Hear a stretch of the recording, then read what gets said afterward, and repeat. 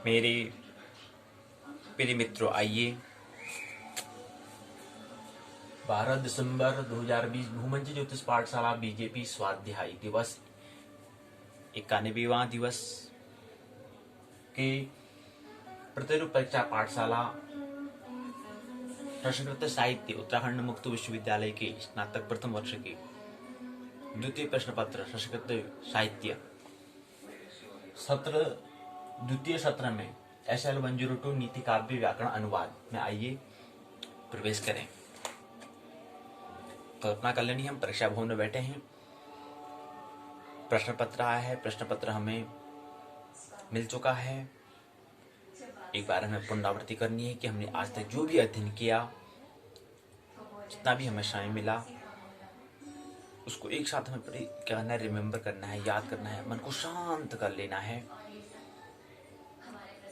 देखना है, धीरे धीरे दर्शन करना है। पुस्तक जिस पुस्तक से हम अध्ययन कर रही थी, धीरे धीरे मन को अपने शांत हमें करना है। हमें उसमें अशांत नहीं हो जाना है, बेचैन नहीं हो जाना है। अगर बेचैन हो भी जाता है तो उससे पहले जो हम 15-20 मिनट हमें परीक्षा भवन में जाना चाहिए।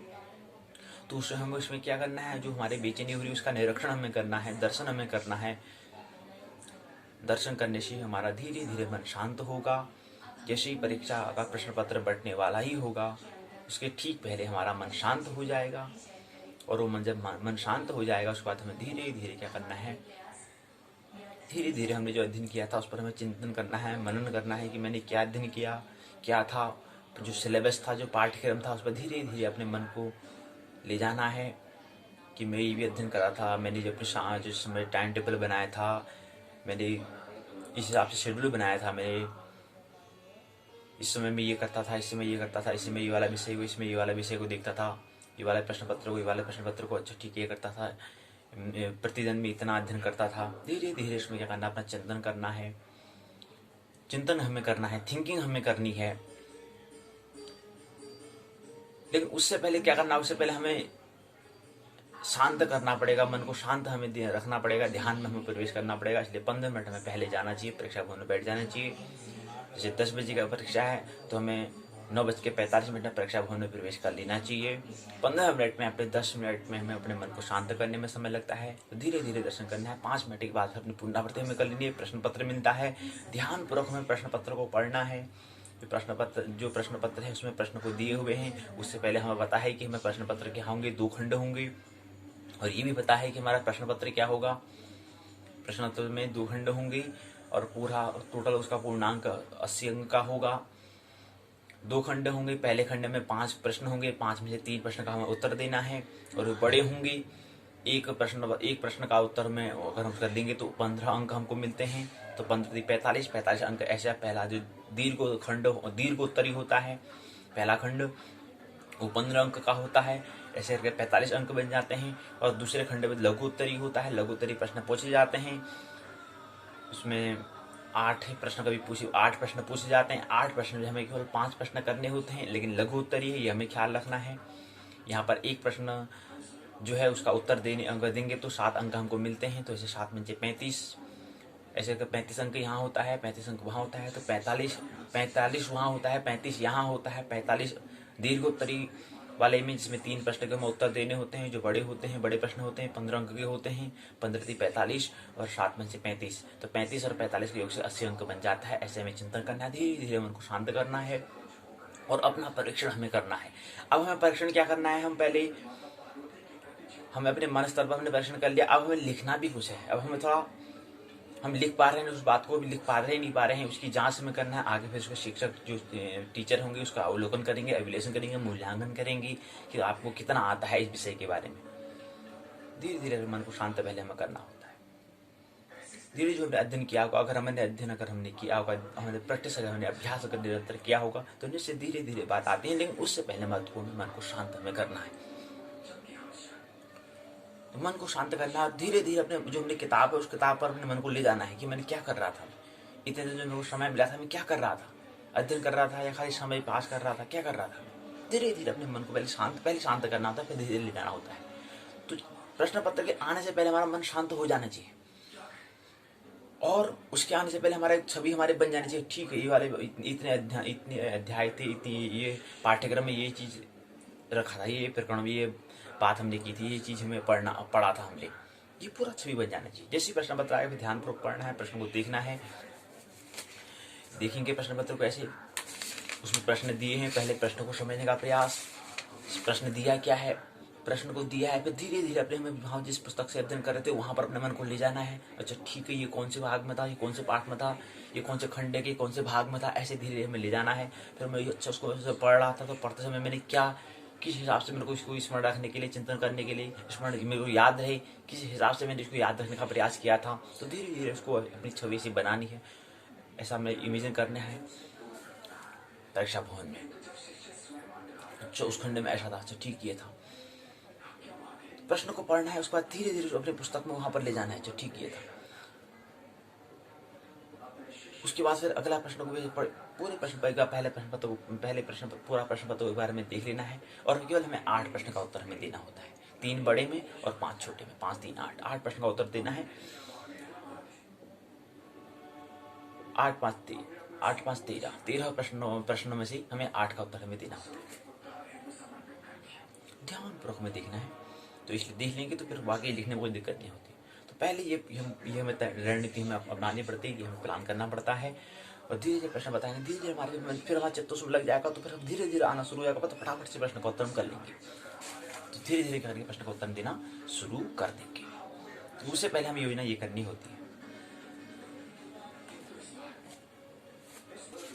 आइए अब प्रवेश करें, प्रश्न पत्र मिल चुका है, तो हम कल्पना कर रहे हैं परीक्षा भवन में बैठे हैं। तो वहां पर हमें क्या है, अपने अक्ल के हिसाब से हमें वहां पर लिखना है। हमें लेखन शैली पर भी हमें ध्यान देना होता है। हमें जब लिख रहे हैं बहुत ज्यादा भी लिखना नहीं होता है। इतना जब अध्ययन हम कर रहे थे, पहले तो हमें महत्वपूर्ण होता है कि हमारा जो विषय था वो हमारे स्वरूप का था नहीं था, या किसी के कहने पर हमने वो विषय ले लिया। ये पहले हमें जांच परख तो पहले हमें ये करनी चाहिए, अपना विषय जो हमारा स्वरूप के जो है वो विषय हमारे पास होना चाहिए। अब ऐसी ही परीक्षा भवन में हम कर रहे हैं, लेकिन उससे पहले भी हमें क्या करना, अपना परीक्षा हमें करना चाहिए, परीक्षण हमें करना चाहिए। और आपको देखना है कि मैं कुछ समझने का प्रयास, कुछ समझ रहा हूँ नहीं, कुछ मैं लर्निंग कर पा रहा नहीं कर रहा हूँ, कुछ सीख पा रहा नहीं पा रहा हूँ। पहले भी हमें करना है, पहले भी हमें अभ्यास कर लेना है। मतलब जो टेस्ट जो हम परीक्षा वहाँ पर दे रहे हैं, एग्जाम जो दे रहे हैं, उससे पहले भी हमें घर में 2-3 बार हमें क्या करना है, प्रैक्टिस कर लेनी है। वो इस चीज़ को पहले कर लेनी, भी धीरे वो स्थिति फिर नॉर्मल स्थिति आएगी। हाँ ज़्यादा विस्तार ज़्यादा उसमें दिक्कत हमें नहीं आती है, वहाँ पर मन हमारा शांत तुरंत हो जाएगा, तो वहाँ पर हम अच्छा अपना परफॉर्म कर पाएंगे। अपनी जो हमें लिखना है, जो फिर बाद में अफसोस होता है, यार मैं ये नहीं लिख पाया, मेरे को तो उसमें याद ही नहीं आया, ये चीज़ नहीं आया, फिर बाद में अफसोस हम करते हैं। वो पहले ही हमें क्या करना पड़ेगा, उसके लिए फिर अध्ययन अगर हमें करना है तो उस क्षेत्र में फिर हमें पूरा जुट जाना है। फिर हमें उस क्षेत्र में फिर जुट जाना है, उसके लिए फिर चाहे कोई भी कीमत चुकानी पड़े वो तैयार, उसके लिए तैयार। लेकिन उसके लिए पहला सर्वप्रथम क्या, वो हमारा स्वधर्म वही है कि हमें अध्ययन करना है। उससे पहले महत्वपूर्ण अपना विषय कौन सा हमारा है, उस विषय को उसमें अच्छा परफॉर्म करना है, अच्छा उसमें निखार उस विषय में लाना है। तो हमारा द्वितीय प्रश्न पत्र है नीति काव्य व्याकरण अनुवाद। 8 प्रश्नों के उत्तर देने, पहले 3 दीर्घ उत्तरी होंगे, उसके बाद छोटे लघु उत्तरी होंगे 5।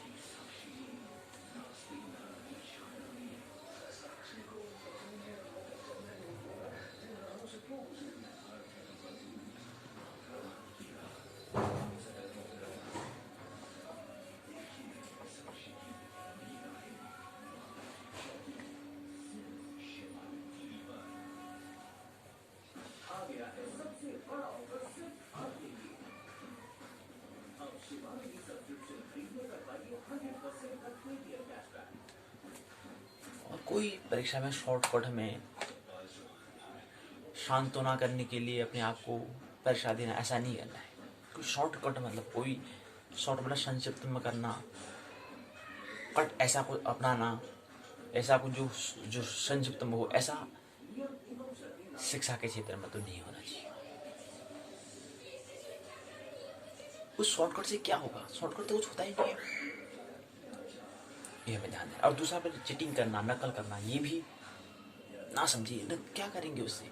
अपने आप को अपने आप को स्वीकार हमें करना होता है। मेरे को नहीं आता, ठीक है, कोई बात है। अगर परीक्षा में अगर परफॉर्म नहीं कर पा रहा हूँ, अच्छा मैं उसको निखार वहाँ पर जो मेरे को करना था, जो मेरे को परफॉर्म वहाँ पर करना था, मैं नहीं कर पा रहा, तो स्वीकार करना है अपने आप को। स्वीकार करना सबसे बड़ी क्रांति है। अच्छा मेरे को ये नहीं आया, ठीक है, अगली बार फिर मैं अभ्यास करूंगा, और अगली बार इस बार मेरे भी देखना है कि अच्छी बार इस बार मैंने समय कहाँ लगाया, किन कार्यों में मैंने किन अपना जो समय था किन क्षेत्रों में मैंने व्यय किया, तो वहां पर से मैं हटाऊंगा और यहाँ पढ़ाई में, अध्ययन में ज्यादा, स्वाध्याय में ज्यादा समय लगाऊंगा। क्या कारण रहा जिससे मेरा परिणाम, मेरा रिजल्ट जो है, परिणाम जो है वह अच्छा नहीं रहा, उस पर मूल्यांकन। तो परीक्षा दे रहे वहां पर प्रश्न जो उसके उत्तर आप दे क्यों नहीं पा रहे? समय आपको मिला था तो आप उसको उत्तर क्यों नहीं दे पा रहे? इस पर बहुत सारे विचार हमें करना है। आइए, नीति काव्य व्याकरण है, इसमें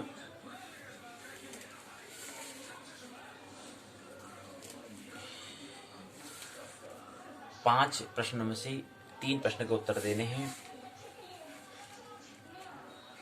ये हमने बता दिया था पहले ही। 20 अंक का सप्ताह कार्य असाइनमेंट होता है हमारा। 2 खंड में होता है, लघुत्तरी और दीर्घोत्तरी। 4 प्रश्न होते हैं लघुत्तरी में, 1 प्रश्न का उत्तर 2.5 अंक का होता है। दीर्घोत्तरी में 2 प्रश्न के उत्तर हमें देने हैं, 5 अंक का होता है, तो 5 गुना 10 अंक का दीर्घोत्तरी। 4 प्रश्न के उत्तर 2.5 अंक के, तो 10 अंक ही है, तो 10 + 10 यानी कि 20 अंक का क्या होता है, 4 2 6, और 6 प्रश्न उत्तर में 20 अंक हमको मिलते हैं। तो ये सत्र कार्य होता है, असाइनमेंट होता है। 80 अंक का 45 + 35, ये हमने बता ही दिया। 3 क्वेश्चन 15 अंक के 45 अंक हो गए, 5 क्वेश्चन 7 अंक के 35 अंक हो गए, 45 और 35 के योग से 80 अंक हुआ, और 8 प्रश्नों के हमें उत्तर देने होते हैं।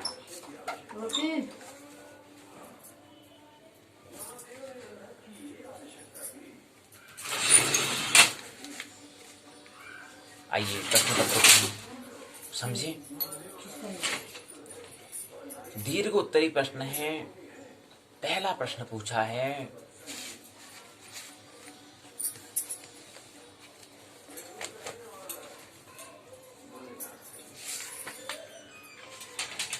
राजा भर्तृहरि के जीवन वृत्त पर विस्तार से प्रकाश डालो। राजा भर्तृहरि जो है, उनका जो जीवन है उस पर प्रकाश डालो। तुम्हें विचार करना है कि हाँ यार, मैं इसमें पढ़ रहा था तो पहली इकाई में ये था, दूसरी इकाई में था भर्तृहरि के जीवन वृत्त का, दूसरी इकाई में भर्तृहरि के जीवन वृत्त में था। उससे पहले हमने पहले अध्याय में क्या पढ़ा था, इसका उद्भव कहाँ से हुआ, नीति काव्य का उद्भव। उसमें मैंने पढ़ा था विदुर, शुक्राचार्य, चाणक्य और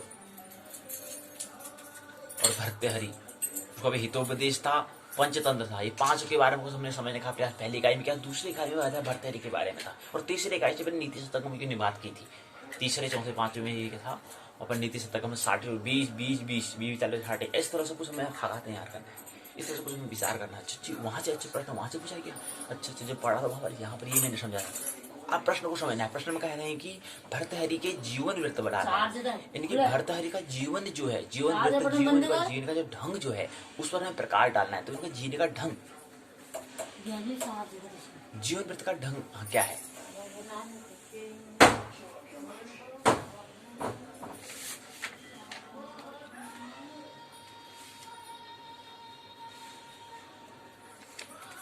अब देखो यहाँ पर भर्तृहरि का जीवन ढंग अगर हम समझेंगे तो वहां से क्या हो, भर्तृहरि जीवन जीने का ढंग एक साधन है, एक दर्पण का कार्य करेगा। उसके माध्यम से अपना चेहरा देख पाएंगे कि हमारा जीवन जीना हमारा कैसा हो पा रहा है। भर्तृहरि के जीवन से हमें कुछ लेना देना नहीं है, ये कि हमें ख्याल रहे। अगर भर्तृहरि के जीवन से लेना देना है तो हम बात को नहीं समझ पा रहे, स्वाध्याय नहीं कर पा रहे। स्वाध्याय का मतलब होता है कि कोई भी चीज उसको स्वाधीन बनाना, स्वाध्याय, उसको अपना अध्याय बनाना, अपने में लागू करना, अपने में अप्लाई करना। अब भर्तृहरि के जब जीवन वृत्त को पढ़ रहे हैं तो वहां से अपना जीवन वृत्त देखना है कि हमारा जीवन कैसा है। उसको कहते हैं अंतस की यात्रा, उसको कहते हैं स्वाध्याय, कि हाँ अपने आप को देख रहे हैं, यानी कि वो अंतस जगत की यात्रा, स्व की यात्रा। और एक होता है दूसरों के लिए, हाँ कहानी लेकर सोच रहे, कहानी, हाँ कहानी उसको भरतरी कहानी, ठीक है उसको लेकर हम कार्य करते हैं, भाई की होती है। जबकि भरतरी जीवन का वृत्त पढ़े तो वहां से अपना जीवन देखना, नहीं कि हम जीवन में क्या कर रहे हैं, हमारा जीवन वृत्त, हमारा जीवन जीने का ढंग कैसा है, बेहोशी में है, होश में है, ये चीज हमें वहां से देखना है। प्रत्येक कोई भी विषय, कोई भी काम हो, उसका प्रतिरूप वो एक साधन है, एक माध्यम है, एक मीडियम है, उसमें एक मिरर है, एक दर्पण है, उसमें हमारा चेहरा दिखना चाहिए।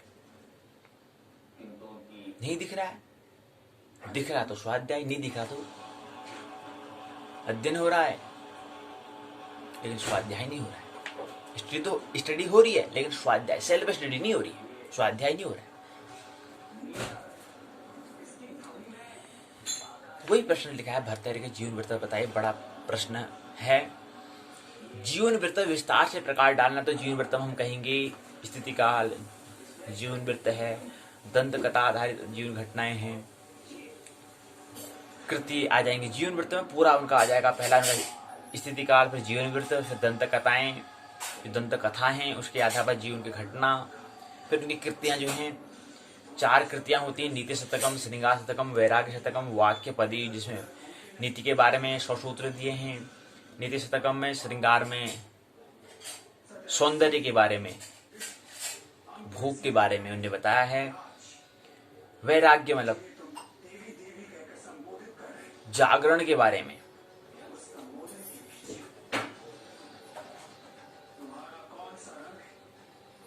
वाक्य पदी में व्याकरण के बारे में उन्हें बताया है। भर्तृहरि स्वयं भोगी थे,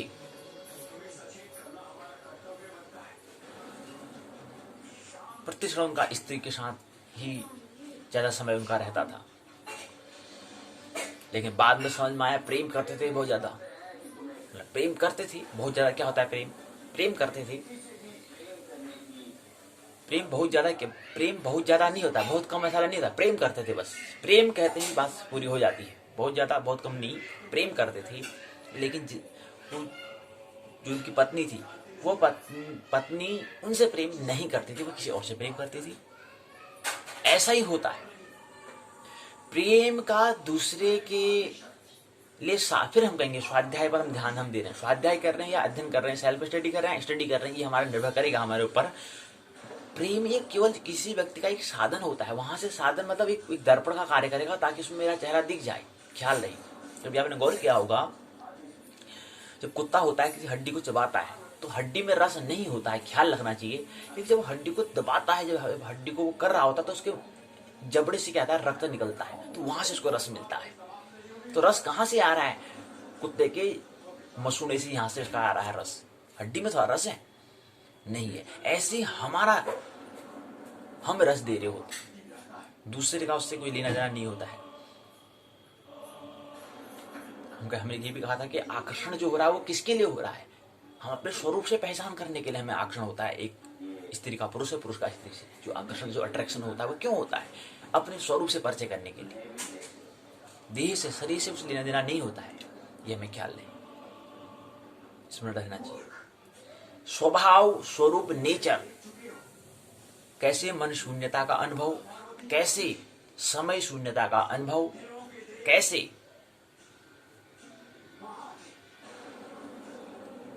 समय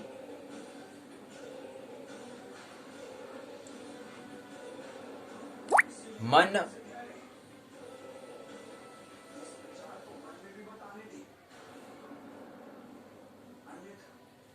विचार शून्यता,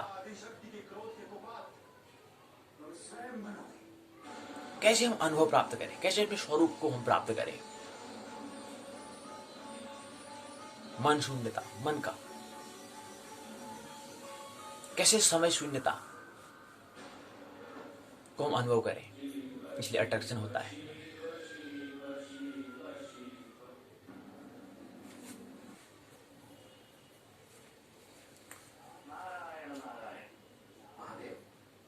कैसे अपने नेचर से मुलाकात हमें हो, ये हम देखते हैं, इसलिए अट्रैक्शन होता है।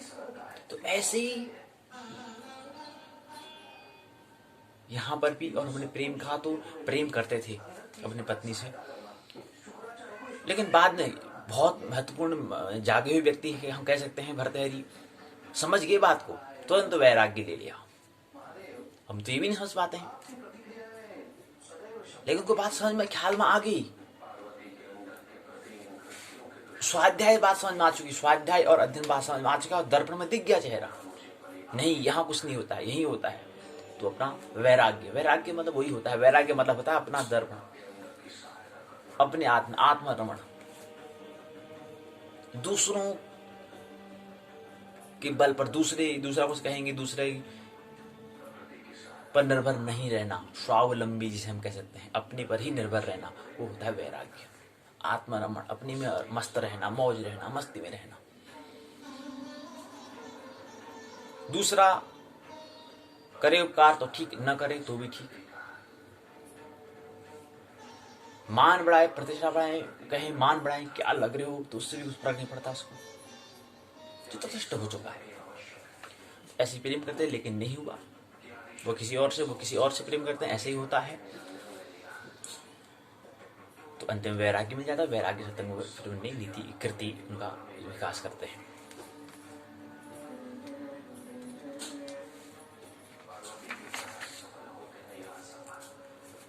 यहां पर हमने कहा कि भर्तृहरि का जीवन वृत्त हम वहां बात कर रहे हैं, तो ये दीर्घ उत्तरी प्रश्न रहेगा।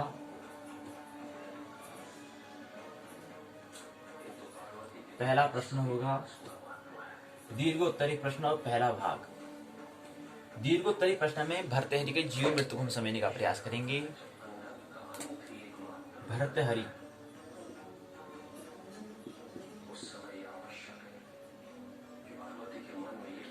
भर्तृहरि का जीवन वृत्त, जीवन ढंग, जीवन जीने की ढंग, कला, भर्तृहरि का जीवन शैली, जीवन वृत्त क्या है।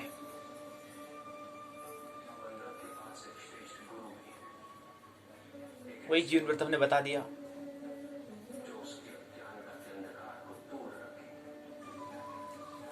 मुख्य प्रसंग वही आता है कि प्रेम करते हैं, लेकिन वो उनकी पत्नी उनसे प्रेम नहीं करती है, किसी और से प्रेम करती है, पूरा जीवन उसी पर उतना समय व्यतीत किया था उनने। होता है, यही होता है। हम अधिकतर अपने आप को जानने का हम प्रयास नहीं करते हैं, दूसरे पर ही निर्भर रहते हैं, और पूरा जीवन हम बिता देते हैं दूसरे के ऊपर ही हम न्यौछावर कर देते हैं। प्रारंभिक चरण तो अपने से होता है, पहले तो समय अपने आप को हमें देना होता है, अपने आप को समझने का समय हमें देना होता है। अपने आप को समझा तो सब कुछ, बहुत सब समझ लिया, अपने आप को नहीं समझा तो कुछ भी नहीं समझा। लेकिन हम प्रारंभ हमारी यात्रा ही पहले से पर की होती है, बाह्य यात्रा होती है। लेकिन भर्तृहरि जाग जाते हैं, कुछ छूट रहा है, तुरंत वैराग्य लेते हैं। मुख्य प्रसंग ये होता है कि प्रेम से, जिससे प्रेम करते हैं, जिससे पूरा दिन रात उन्हें लगाया, पूरा समय उसमें उनको लगाते थे, सोचने में पूरा समय वहाँ पर खर्च, वहाँ उनका व्यय होता था। तो बात समझ में आ चुकी, एक दिन उनको पता चला, तुरंत वैराग्य ले लिया, मन का रूपांतर होने निकला।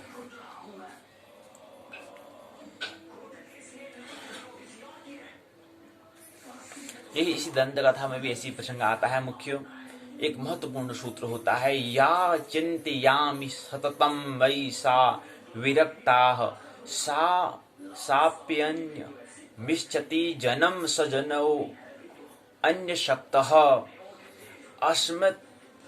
अस्मत्कृते च परिशुष्यति कदा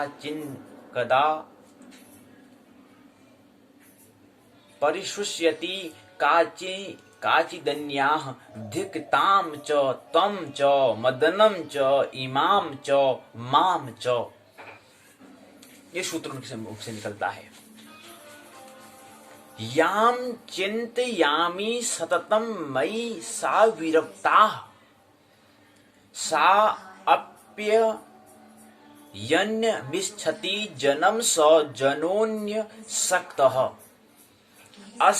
अस्मत्कृते च परिशुष्यति काचिदन्या धिक्तां च तं च मदनं च इमां च मां च। जिसके लिए मैंने निरंतर चिंतन सोचता था। हम समय निरंतर दूसरा अपनी फिक्र नहीं, दूसरे की चिंता को हम ले लेते हैं। क्या दूसरा के बारे में दूसरों की फिक्र करते हैं, अपनी फिक्र नहीं है। ये ख्याल नहीं है कि मनुष्य शरीर ऐसे ही नहीं मिला है। दूसरों का फिक्र नहीं करना है हमें, पहला फिक्र अपनी करनी है हमें। पहला तो हमें स्वार्थ करना है, स्व का अर्थ समझना है। लेकिन नहीं, हम तो दूसरों की फिक्र करते हैं, दूसरों क्या हो रहा है क्या हो रहा है। तो वही यहाँ पर कहते हैं, मित्र भर्तृहरि कहते हैं, मैं निरंतर सोचता था, चिंतन करता था, थिंकिंग करता रहा हूं। वह मेरे प्रति विरक्त है, वह अन्य पुरुष की इच्छा करती है। पत्नी होने के बाद भी दूसरे पुरुष की इच्छा करती है। वह पुरुष अन्य किसी और स्त्री पर, और जिससे वो करता था, जिसमें जो स्त्री जो उनकी पत्नी है वो किसी पुरुष से करती थी, वो पुरुष किसी अन्य स्त्री से करता था। वो अन्य स्त्री जो है वो, और जो स्त्री से करते थे वो स्त्री मुझसे आसक्ति में थी। अर्थात ऐसी उस रानी के प्रेमी दरोगा को वैश्या पर और मुझ पर क्या है, धिक्कार है। इन सबसे बड़े कामदेव को धिक्कार है। कामदेव को धिक्कार देने की कोई अनिवार्यता नहीं है। धिक्कार क्या है? काम तो ही राम बनना है। अब हम उसको नहीं सीख पाए, उसको हम रूपांतरण करना नहीं पाए तो धिक्कार देते हैं। लेकिन धिक्कार देना, भर्तृहरि कहते हैं धिक्कार है, धिक्कार देना ये सही बात नहीं है। काम ही आगे रूपांतर राम बनेगा, लेकिन उसको रूपांतरण करना हमें नहीं आया, इसलिए धिक्कार दे रहे हैं भर्तृहरि। काम को धिक्कार देना जैसे कुछ है ही नहीं। अपने हम मालिक अब नहीं बन पाए, तो अगर हम काम को मालिक बना दे तो धिक्कार तो देना ही पड़ेगा। लेकिन अगर हम मालिक अब हम हो गए तो काम फिर राम का काम करता है, ये हमें ख्याल रहना चाहिए। इस घटना के बाद बड़े दुखी होते हैं, राजभवन का त्याग करते हैं, वैराग्य बन जाते हैं, और फिर राजा भर्तृहरि से वे क्या बन जाते हैं, योगी भर्तृहरि बन जाते हैं। और इनका मित्र योगी गोरखनाथ से इनका बड़ा उनका सत्संग मिलता है, जिनका मिलन होता है। तब जाके वहाँ अपना पूरा राजपाट जो है अपने छोटे भाई विक्रम को देते हैं, और इसी विक्रम से विक्रमादित्य हमारा चलता है, ये भी हमें ख्याल रहे। तो योगी भर्तृहरि क्या है, 3 शतकों का निर्माण करते हैं। जब उन्होंने वैराग्य ले लिया, उसके बाद फिर क्या करते हैं, 3 शतकों का और एक चौथे 3 शतक और चौथा एक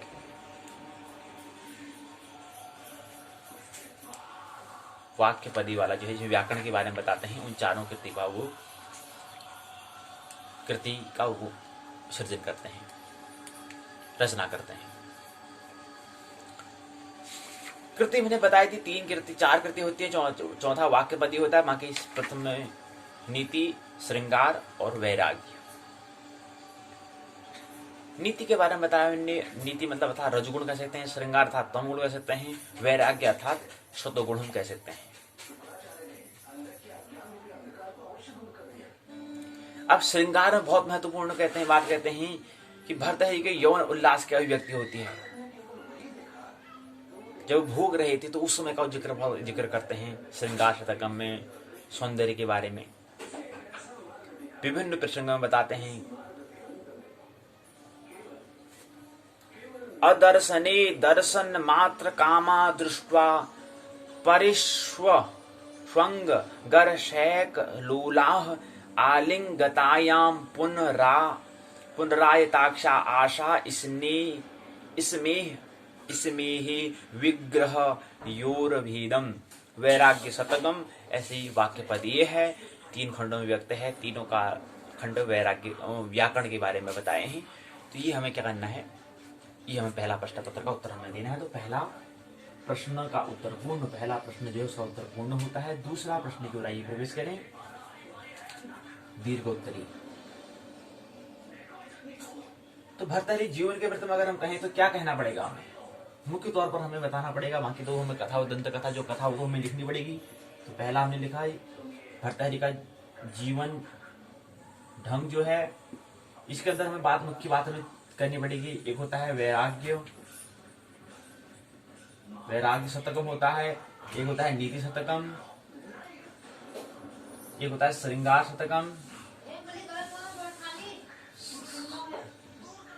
श्रृंगार शतकम, और चौथा आता है वाक्यपदी। यहीं पर क्या होगा इसका, ये हमें बता देना है, बाकी आपको दंत कथा उसको बता देनी, जीवन प्रतिकार ढंग में बता देना है। फिर इसको थोड़ा वैराग्य के बारे में, नीति के बारे में, श्रृंगार के बारे में, वाक्यपदी के बारे में क्या दिया है, इसको हमें बता देना है।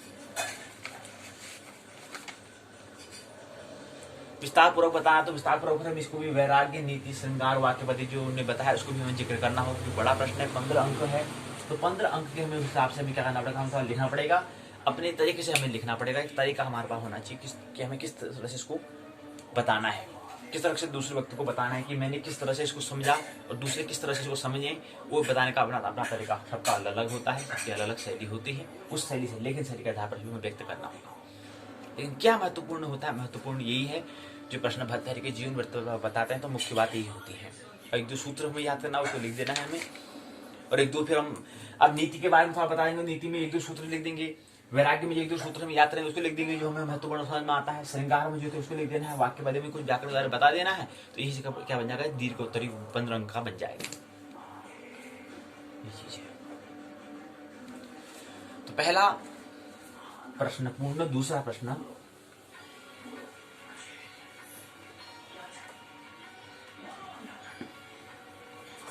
दीर्घोत्तरी खंड का जो दूसरा प्रश्न है उसको लेते हैं। आइए दूसरा प्रश्न हम लेंगे, इसके अंतर्गत हमें जो प्रश्न है उस पहले प्रश्न को लेते हैं, फिर हम इस पर बात करेंगे।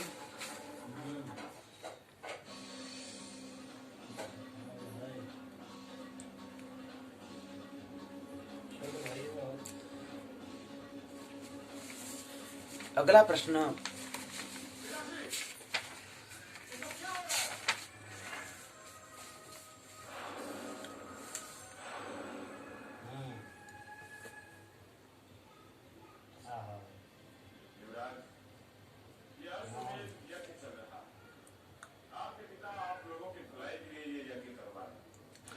अगला सूत्र आता है, अगला प्रश्न है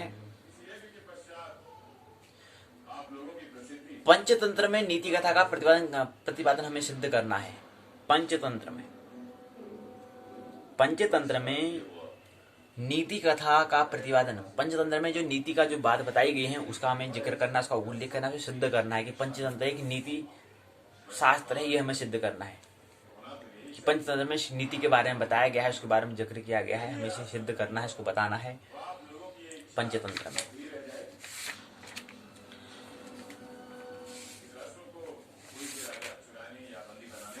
पंचतंत्र में नीति है, ये हमें सिद्ध करना है। तो दूसरा प्रश्न है पंचतंत्र के बारे में बात करेंगे, तो इसलिए बन जाएगा पंचतंत्र।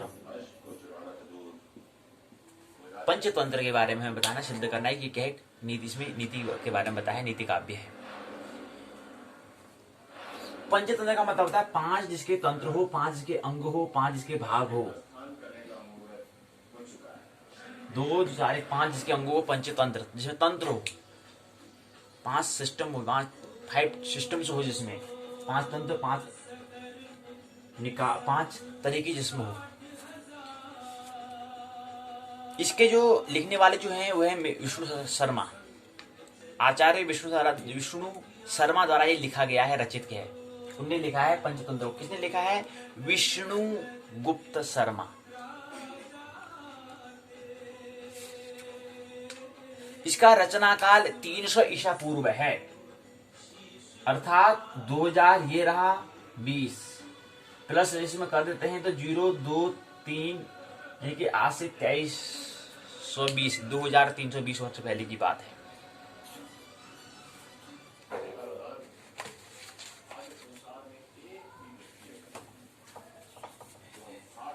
तो ये रहा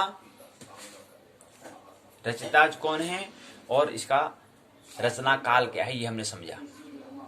5 हमने कहा इसके भाग हैं, 5 तंत्र में 5 भाग हैं, ये तो हमें पता है। पूरे 5 तंत्र में 71 कथा हैं। 5 भाग हैं, 5 भाग में कितने हैं? 71, 71 कथा हैं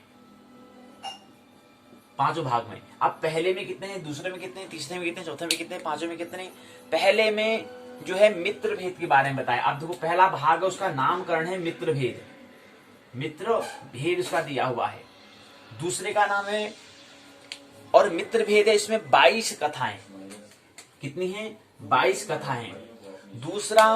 दूसरे इसका नाम है मित्र संप्राप्ति। अगला है मित्र संप्राप्ति, ये दूसरे भाग का नाम दिया है। इसके अंतर्गत कथा जो है मित्र भेद में 22, मित्र समाप्ति में संप्राप्ति में 8 कथा हैं। कितनी हैं? 8 कथा हैं। जो दूसरे भाग जो दूसरा जो तंत्र उसका नाम है मित्र संप्राप्ति, उसके अंतर्गत 8 कथा हैं। तीसरा काकोलूकीय है, उसमें तीसरा जो तंत्र है, तीसरा 5 जो तीसरा जो उसका भाग है, तीसरा हिस्सा उसका नाम है काकोलूकीय में 16 कथा हैं। तीसरे वाले इसमें कितने हैं? 16 कथा हैं। चौथे का नाम, तीसरे का नाम यह है उसके अंदर कथा। चौथे का नाम है लब्ध प्रणास में 12 कथा, इसका नाम यह है लब्ध प्रणास है, उसके अंदर 12 कथा हैं।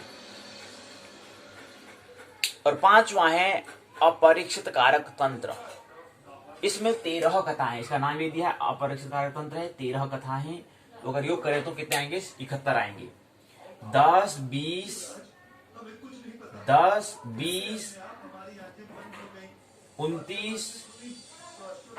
39, 10, 49, 59, 22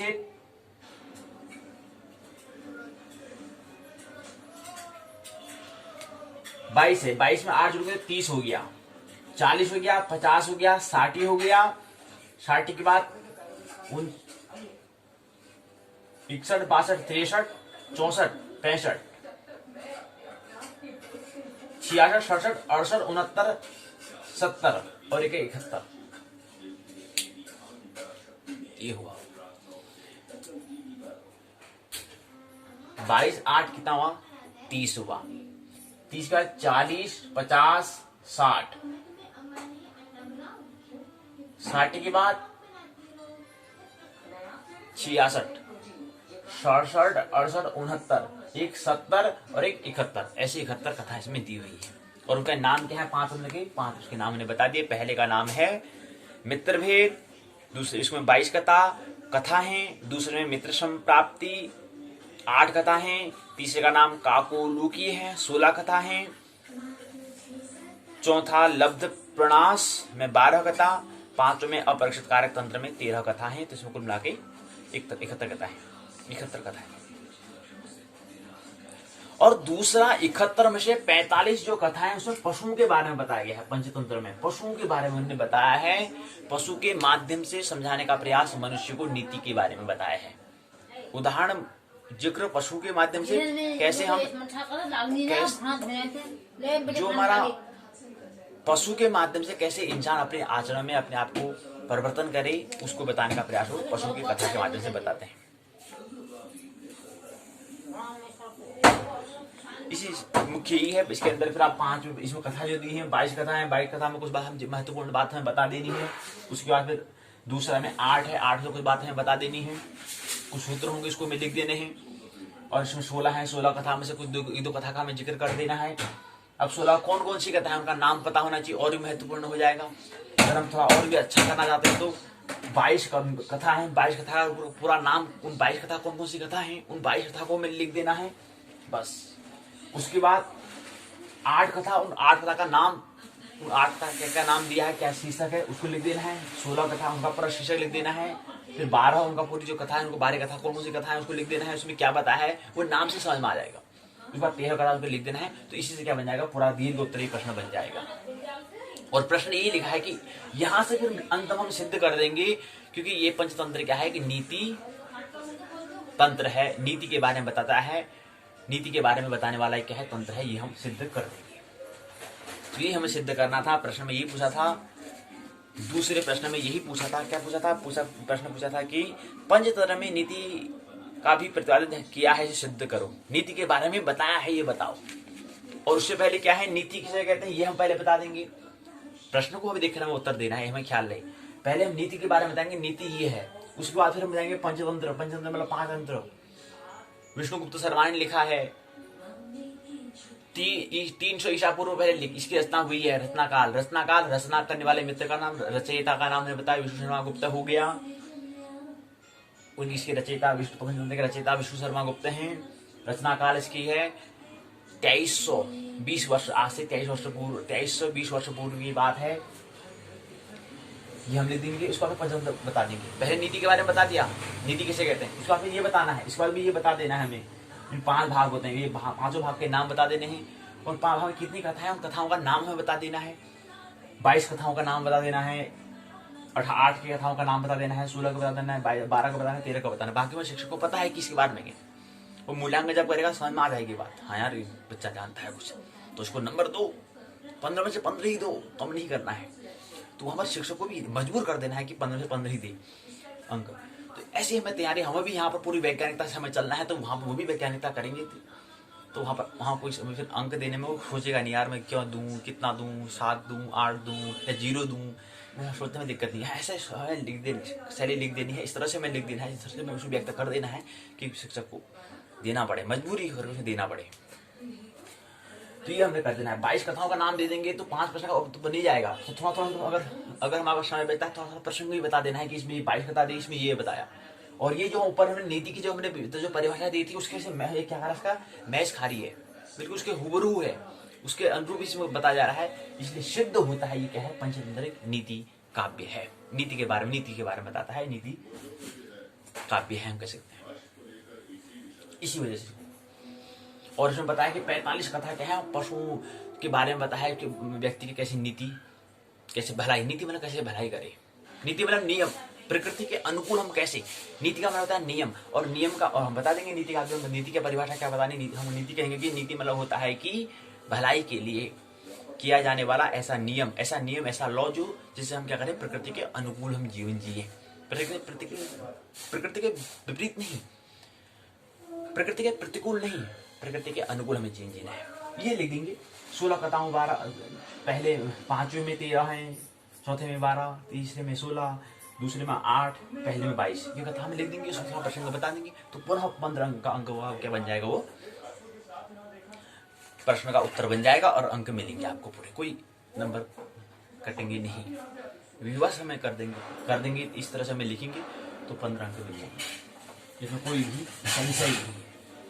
अगला, ये दूसरा प्रश्न का उत्तर ही पूर्ण होता है। तीसरे प्रश्न को लेते हैं, दीर्घ उत्तरी जो खंड जो पहला है। अब इसके अंदर हम दूसरा, तो हमने ले लिया तीसरा, अभी पहला दीर्घ खंड चल रहा है। तीसरा प्रश्न है 30 अंक तो हमको मिल चुके हैं, अब 15 अंक और बच जाते हैं। अगला आता है हितोपदेश में किन्हीं 2 कथाओं पर प्रकाश डालो। हितोपदेश है, हितोपदेश के बारे में बताओ। हित के लिए दिया गया उपदेश को हम हितोपदेश कहते हैं। हितोपदेश में भी नीति छुपी पड़ी है, उसके बारे में बताओ। अब हम अगला तीसरा है हितोपदेश। हितोपदेश, इसके भी 2 भाग होते, 2 शब्दों से मिलकर बनता है हित और उपदेश। भलाई के लिए दिया गया उपदेश, सलाह, उपदेश कहलाएगा, हितोपदेश कहलाएगा। और उसे ओ बन जाएगा, यानी कि संधि से यहां पर क्या बन जाएगा, ओ बन जाएगा। जैसे महादोदय से महोदय बन जाता है, इसलिए उपदेश से हितोपदेश बन जाएगा। तो हित के बारे में दिए गए उपदेश को हम हितोपदेश कहते हैं। यहां पर भी 2 शब्द हित और उपदेश से शब्द बनता है। हित के भलाई के लिए दिया जाने वाला उपदेश को हम हितोपदेश कहते हैं। अब यहां पर भी हमें वही बताना है,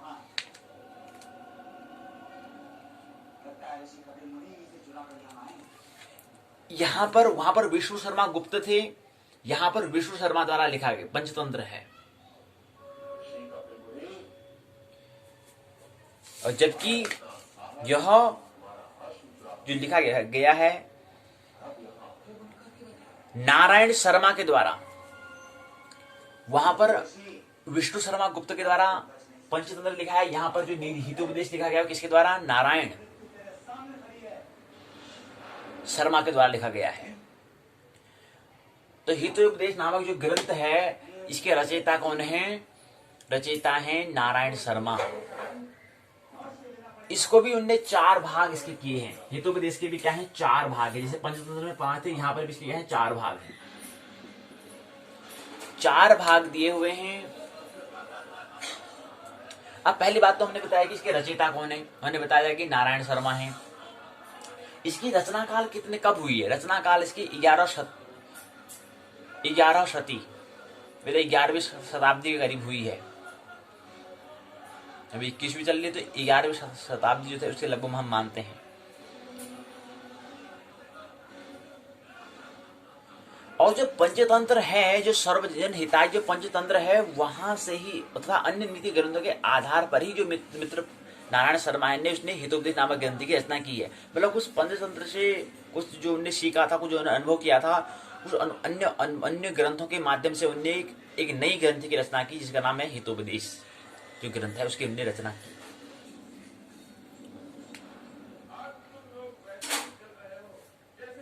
तो मित्र, नारायण शर्मा ने हितोपदेश नामक अन्य ग्रंथों, जिसमें हित के बारे में दिया है, अन्य ग्रंथों से भी उनने मिलकर जो बातें उनने की, जो अनुभव उन्हें मिला, उस अनुभव को उन्हें अलग ग्रंथ में उनको अलग अपना एक अनुभव बना करके उन्हें वहां से उन्हें जो सीखा, जो उन्होंने अनुभव किया, उसको अलग ग्रंथ में उन्हें दिया। उस ग्रंथ का नाम हितोपदेश उन्हें दिया। इसमें रचना नारायण शर्मा ने की, 4 भाग इसके किए हैं। पहले को उन्होंने मित्र लाभ, दूसरे को सुहृद भेद, तीसरे को विग्रह, चौथे को संधि। 4 भाग इसके किए हैं हितोपदेश के।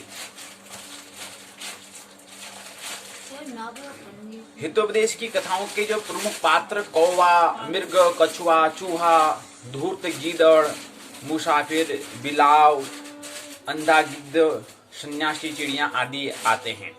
प्रमुख जो पात्र हैं, अधिकतर जंगली प्राणी हैं, पशु पक्षी हैं। इनके माध्यम से कथा नीति हित की बात उन्होंने बताई। कहने की ये पशु जो है, पक्षी जो हैं, ये लोग अगर हित की बात सोच सकते हैं, विकास के बारे में सोच रहे हैं, ये अपने आप को इतना परिवर्तन कर रहे हैं, तो तुम क्यों नहीं कर रहे हो अपने आप को परिवर्तन? इसलिए पशु के माध्यम से उन्होंने बताया, दृष्टांत उनका दिया और बात मनुष्य की बात उन्होंने की। पशु का ही आगे भी विकास मानव है।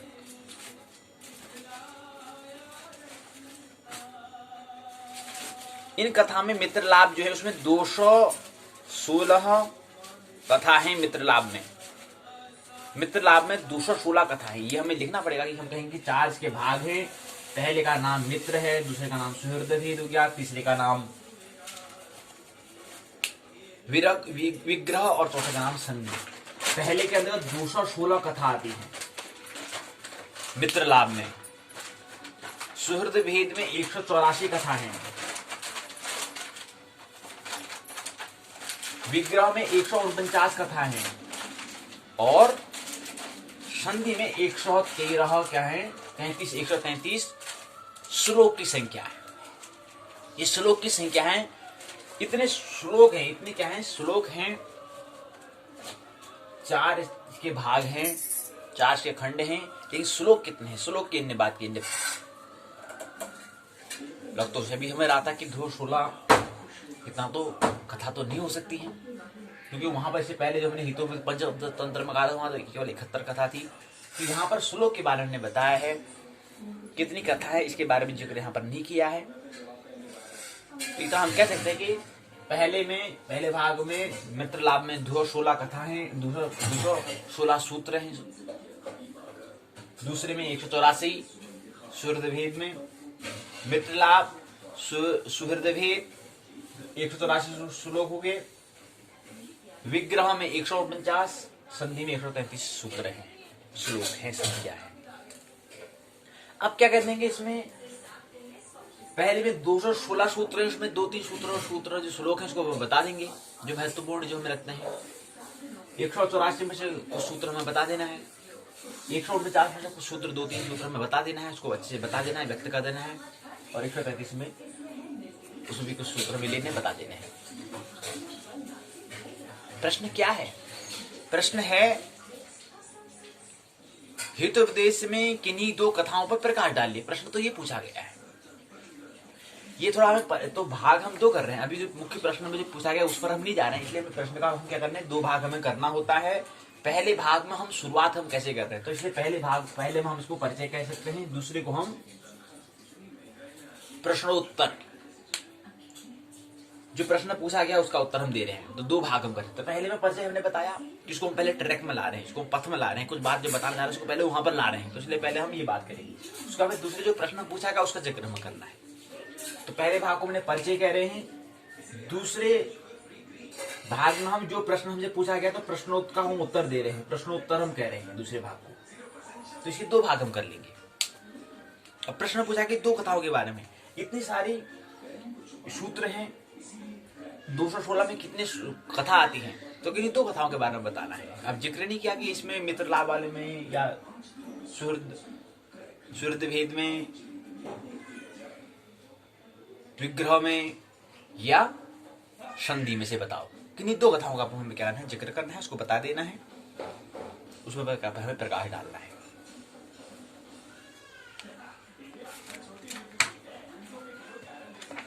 अब हमने बताया कि इसमें जो कथा होती है इसमें बता देना है, जंगली प्राणी, पशु पक्षी हैं, सन्यासी, चिड़िया इत्यादि जो मुख्य पात्र हैं, कौवा, मृग, कछुआ, चूहा, धूर्त, गीदड़ जो है, इसके बारे में जो उनकी जो कथा है, जिस संबंधित कथा बनी वो कथा को दे दें।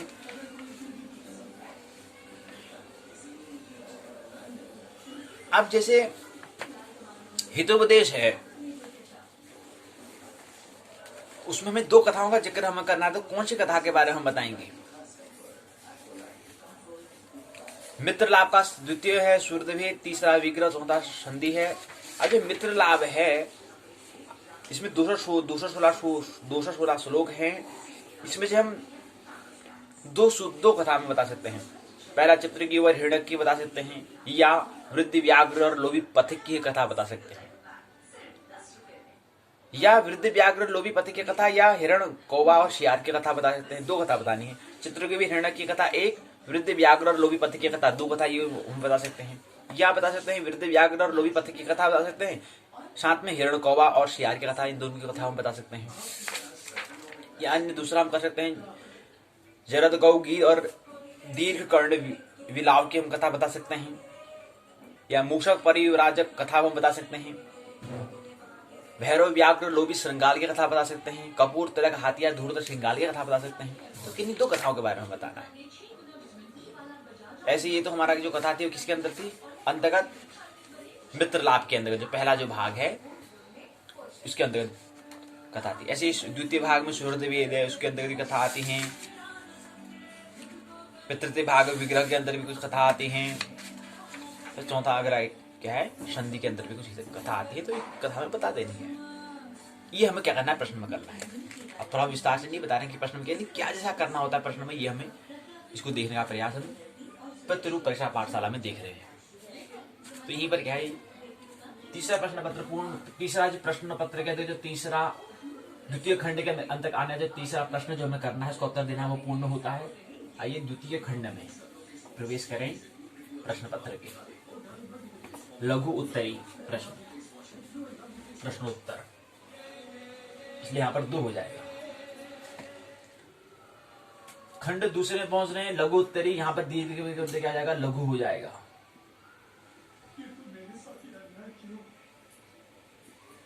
पहला प्रश्न हो जाएगा। अब 5 प्रश्न का हमें उत्तर देने हैं, आइए देख लें।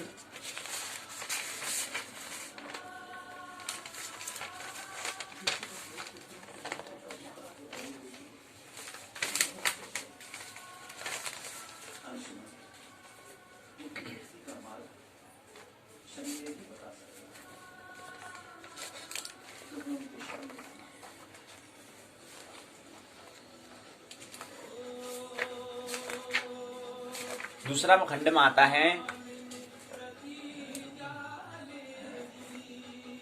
व्याकरण से संबंधित प्रश्न पूछे जाते हैं। छोटे प्रश्नों में व्याकरण से संबंधित प्रश्न आते हैं। व्याकरण जो बड़ा प्रश्न नहीं पूछा जाता है, व्याकरण वाला जो भाग उसमें छोटा प्रश्न पूछा जाता है, यानी कि लघु उत्तरीय प्रश्न पूछा जाता है। तो यहां से ही बनेंगे हमारे 5 प्रश्न, व्याकरण वाले भाग से बनेंगे।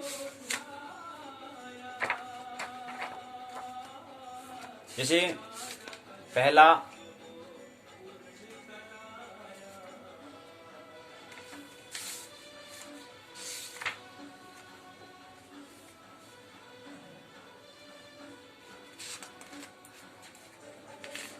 कहते हैं कि 14 माहेश्वर सूत्र का वर्णन करो।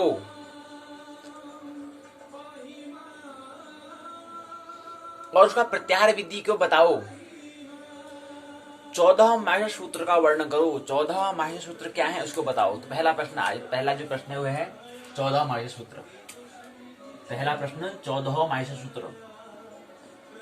14 माहेश्वर सूत्र।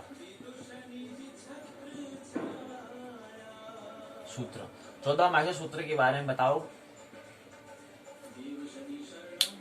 अब 14 सूत्र क्या है समझ लें, ये हमें याद रखना पड़ेगा।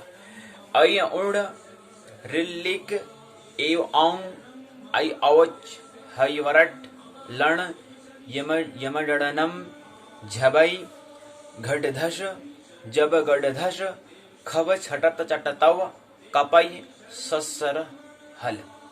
ऐ उण रिल्लिक एव औं ऐ औच हय वरट लण यमडनम झबै घटधश जब घटधश खब छटत चटतव कपय सस्सर हल।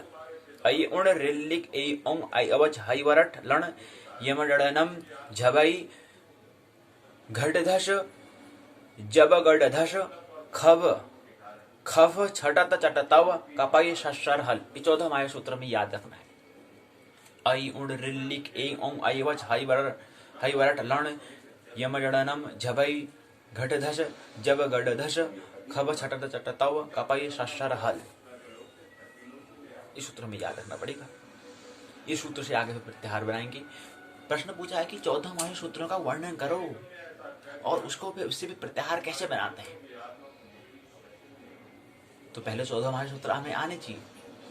ऐ उण रिल्लिक ऐ औं ऐ औच हय वरट लण यमडनम झबै घटधश जब गडधश खब छटत चटतव कपय सस्सर हल।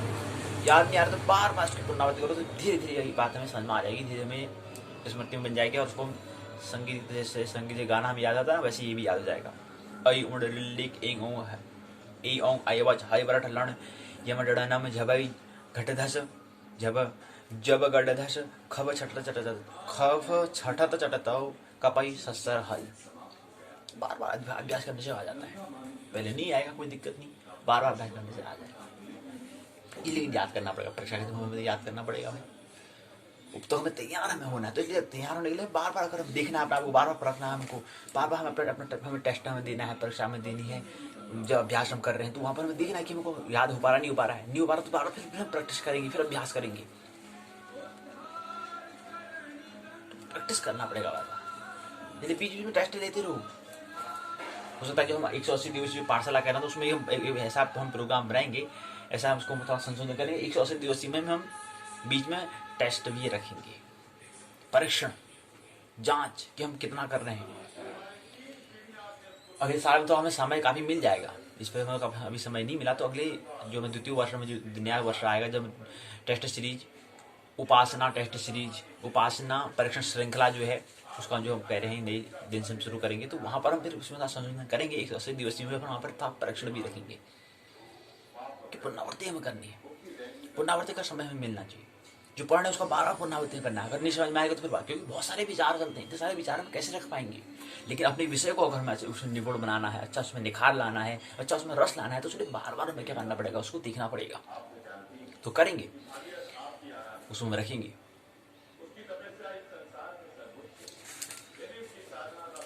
क्योंकि परीक्षा के अंत तक हमारे ऐसी परिवेश में ऐसी तैयारी हो जानी चाहिए कि हम हमारा पूरा किताब की फिर हमें जरूरत नहीं पड़नी चाहिए। हमें फिर हमें किताब रखो यहाँ बंद करो, फिर अपने आप में अच्छा पहले पार्ट में इतना हमें अभ्यास कर देना है, इतना हमें उसमें निपुण बन जाना है कि प्रश्न तक हमें पता चल जाए कि कहाँ पर क्या दिया, कौन से भाग में हो, कितनी पीस थी, किस बात में क्या दी थी। और उसको जब बार बार हम करेंगे तो निरंतर रात को सोते समय भी क्या करेंगे, निरंतर उसमें मनन करेंगे तो उसको फिर बाद में इतना अनुभव बना लेंगे। फिर किताब परीक्षा के आने 10 दिन आने से पहले किताब से हमें क्या हो जाए, उसको हम अलविदा कहते हैं। तो हमारे चिंतन में इतना उसको अपना अनुभव बना लेना है, इतना उस पर हमें अभ्यास करना है, इतना उसको प्रैक्टिस कर देना है कि 10 दिन से पहले हम तैयार हो जाए। हम तैयार, आइए हम रेडी कैसे कहें, दे लो भाई विश्वविद्यालय उत्तराखंड मुक्त विश्वविद्यालय, कराओ परीक्षा, हम तैयार हैं, ऐसा उसे हमें करना है। यही परीक्षा हम यहाँ पर देख रहे हैं कि प्रतिरूप परीक्षा का पाठशाला का हमने कहा, यहाँ तो हमें भी समय हमें नहीं मिल पाया क्योंकि 33 यानी कम से कम हमें 100 दिन का अवसर, 99 दिन का अवसर हमें मिला था, लेकिन अगले वर्ष में हमें 180 दिन का अवसर मिल रहा है। तो वहाँ पर हम पक्का हम अब करेंगे, ये हम संकल्प की हम बात करते हैं। और क्या करेंगे, समाप्त हमने 180 दिवसीय कहा है, सो किस हिसाब से हमें व्यवस्थित करना पड़ेगा क्योंकि हमने वहाँ पर व्यवस्थित हमने कर रखा है 33 की तीनों की रखी हमने, 25 की तीनों रखी हमने। फिर हमने 25 हमने कहा ना, उसके भी उपासना टेस्ट सीरीज जो है, उपासना परीक्षा श्रृंखला जो है, उसके अंदर हमने 4 राउंड हमने कहा था, 4 राउंड इसको समझेंगे हम। पहले में क्वार्टर फाइनल, दूसरे में सेमीफाइनल, तीसरे में क्वार्टर टू फाइनल, चौथे में सेमीफाइनल। उस 3 जो मैच जो होंगे, जो हमारा जो क्वार्टर फाइनल होगा, सेमीफाइनल होगा और क्वार्टर टू फाइनल होगा, इसमें तीनों में एक बार हमें क्या करना है, जैसे वो होगा पूर्ण वैसे ही हम एक बार टेस्ट कर लेंगे। ये 3 बार टेस्ट कर लेंगे, एक बार फाइनल में जो टेस्ट फिर विश्वविद्यालय के द्वारा होगा, उसको फिर अंत में फिर क्या होगा, उसका परिणाम फिर विश्वविद्यालय के द्वारा जो शिक्षक करेंगे वो वहाँ से मिलेगा। लेकिन उससे पहले शिक्षा हमें खुद हो जाना है कि 3 बार जैसे हमारा क्वार्टर फाइनल मैच पूरा होगा वैसे हमें देखना है, एक टेस्ट हमें कर लेना है। जैसे क्वार्टर फाइनल मैच पूरा हो जाता है वैसे फिर सेमीफाइनल मैच शुरू हो जाएगा, जैसे वो पूर्ण होगा फिर एक बार हमें अपना टेस्ट कर लेना है कि जो पढ़ रहे हैं वो हमें समझ में आनी है। फिर बात समझ में नहीं आएगी, फिर तीसरी बार करेंगे, यानी कि क्वार्टर टू फाइनल में फिर जैसे पूर्ण होगा फिर वहाँ पर हम एक टेस्ट कर लेंगे। अंतिम फिर फाइनल मैच में फिर जो परीक्षा जो होगी वो तो फिर हमें वहीं परीक्षा भवन में बैठ कर हमें देना, वो तो फिर अंतिम होगा, फिर वो अंतिम ही निर्भर करेगा। फिर वो परिणाम पत्र जो हमें सर्टिफिकेट मिलेगा वहाँ पर देखेंगे कितने अंक, कितने प्राप्तांक, कितने प्राप्त हमने अंक करे, वो बात ही बात है। लेकिन उससे पहले अपने अंक हम करेंगे, यानी घर में जो हमें देखना है पहले टेस्ट हमें कर लेना है, ये चीज़ हमें करना है, ये आगे हमें करना है। इसलिए मैं इस बार में परीक्षा पाठशाला में देखा कि यहाँ पर हम कुछ खास अभी नहीं कर पाए, कुछ रस नहीं आया है, अभी निरस ही है। अभी हमें पुस्तक की सहायता लेनी पड़ रही है, देखना पड़ रहा है कि आई उण रिल्लुक हमें कहना पड़ रहा है यहाँ पर, आई उण रिल्लिक ए, हमें यहाँ पर पुस्तक में ध्यान देना पड़ा है। अभी हमारा पूरा स्ट्रेस, हमें मतलब उतना समय नहीं मिला जितना समय हमें मिलना चाहिए, जितना हमने करना था। समय तो मिला था, हमने नहीं करा था, हमने समय उसमें उतना उपयोग नहीं करा था, उतना समय हमने नहीं दिया था। लेकिन अभी पुस्तक का हमें उसकी हेल्प लेनी पड़ी, सहायता करनी पड़ी, इसलिए हमने इसको प्रतिरूप कह दिया। नहीं तो ये होना क्या था, ये होना था परीक्षा पाठशाला, लेकिन ये क्या हुआ, प्रतिरूप परीक्षा पाठशाला हुई, क्योंकि मॉडल हुआ। उस तरह से हम मतलब उस तरह से हम करने का प्रयास करें, लेकिन ये प्रतिरूप हो पाया, उसका ठीक उस तरह से होना था लेकिन हो नहीं पाया, इसलिए इसको प्रतिरूप हमें कहना पड़ा। नहीं तो परीक्षा बिल्कुल पाठशाला होनी थी इसकी। तो अगली बार हमारे टेस्ट सीरीज में यही होगा कि पुस्तकों को हम उसको दूर ही रखेंगे, अपना जांच के लिए निरंतर हम उसको अकेले छोड़ देना है। बस एक हमें पेन मिल जाना है, एक हमें पट्टे मिल चुका है, बस यहाँ पर हमें और एक प्रश्न पत्र हमें मिल जाना है। हमें क्या लिखना है, बस 3 चीज, प्रश्न पत्र हमारे पास होना चाहिए, हमारे पास कलम होनी चाहिए और हमारे पास एक पट्टा लिखने जहाँ पर लिखा जा सके वो होना चाहिए। हमारे पास 3 चीज। चौथा, उसके बाद कोई पुस्तक इस तरह कुछ नहीं होता। परीक्षा भवन में भी और कुछ नहीं होता है, ख्याल रखना चाहिए। परीक्षा भवन में भी क्या होता है, 3 ही चीज होती है। एक हमारे पास कॉपी होती है, एक जिसमें हम दर्ज करते हैं, जहाँ पर अपने अचेतन में जो हमने अनुभव किया उसको हम दर्ज करते हैं, लिखते हैं, वहाँ पर दर्ज करते हैं, एक वो होता है। दूसरा हमारा क्या होता है, कलम होती है जिसके द्वारा लिखते हैं। तीसरा प्रश्न पत्र होता है जिसके द्वारा जहाँ प्रश्न होते हैं उसके उत्तर में कॉपी में जो हमें दर्ज में करना होता है, उस कॉपी में जो हमें लिखना होता है, जो दर्ज करना होता है, जो हमने वो कॉपी में दर्ज मतलब साझा कर रहे हैं कि हमने ये अनुभव किया। अब इसका मूल्यांकन शिक्षक करेंगे, टीचर करेंगे कि हम जो बता पा रहा हूँ, जो मैं समझ रहा हूँ, क्या मैं सही समझ रहा हूँ, क्या मैं आपको सही बता पा रहा हूँ, वो मूल्यांकन उनका काम होता है, इवैल्यूएशन करना उनका काम होता है। लेकिन हमारा काम क्या है, हमारा काम मुख्य यही है कि परीक्षा भवन में बैठना है, एक कलम लेना है, कलम होनी चाहिए, प्रश्न पत्र होना चाहिए और हमारे पास कॉपी होनी चाहिए। कॉपी और बाकी सब इसके हम पहले से हमें परीक्षा भवन परीक्षा की जो जब हम प्रवेश लेते हैं हम वहाँ पर पहले ही उसके दिए होते हैं, जो पुस्तक वहाँ पर जो कॉपी मिलती है उसमें हमें उसका पहले हमने भुगतान पेमेंट हमने करा हुआ है, तो इसलिए वहाँ पर कोई नहीं, उसमें जम के हमें लिखना होता है, ये तैयारी करनी है। आइए पहले देखें 5 प्रश्न हमें देखने, तो 14 हमारे सूत्र हमने कहा कि भाई हमें हेल्प लेनी पड़ी, लेकिन आगे हेल्प ये हमें नहीं लेंगे, ये हमें यहाँ से सीखना है। यहाँ से हमने ये परीक्षा हमने करा, ये हमने देखा कि अगली बार ऐसा नहीं होगा।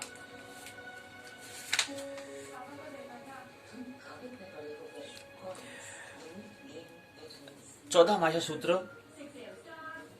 भाषा सूत्र का वर्णन करो और प्रत्याहार कैसे बनेगा। अब उदाहरण के लिए बता दीजिए, अय उण है, क्या है? अय उण, रिल लिख, रिल लिख।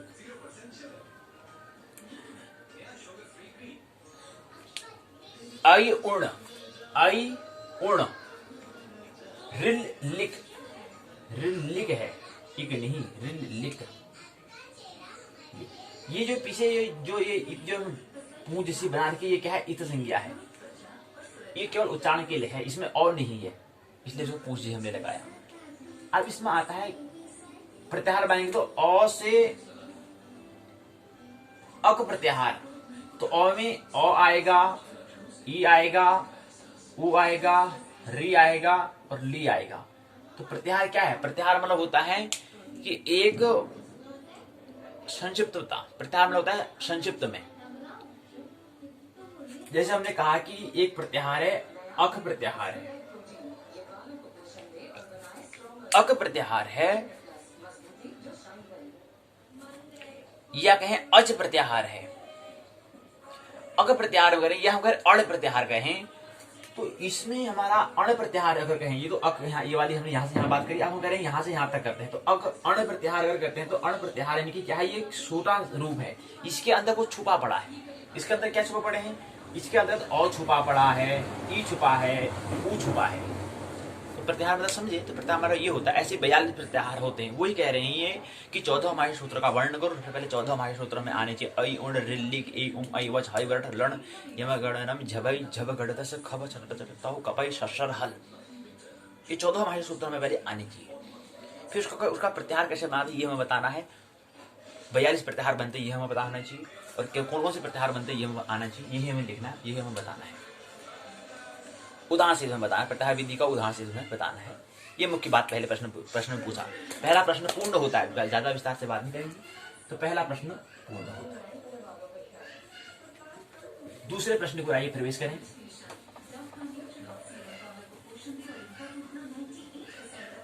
लघु उत्तरी खंड के दूसरे प्रश्न का उत्तर, दूसरा प्रश्न, इसलिए यहां पर लिखेंगे हम।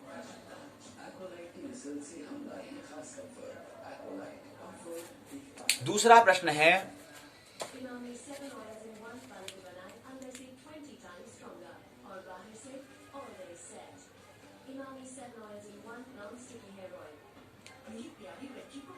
मध्वरी की सूत्र उल्लेख पूर्वक सिद्ध कीजिए। मध्वरी जो है,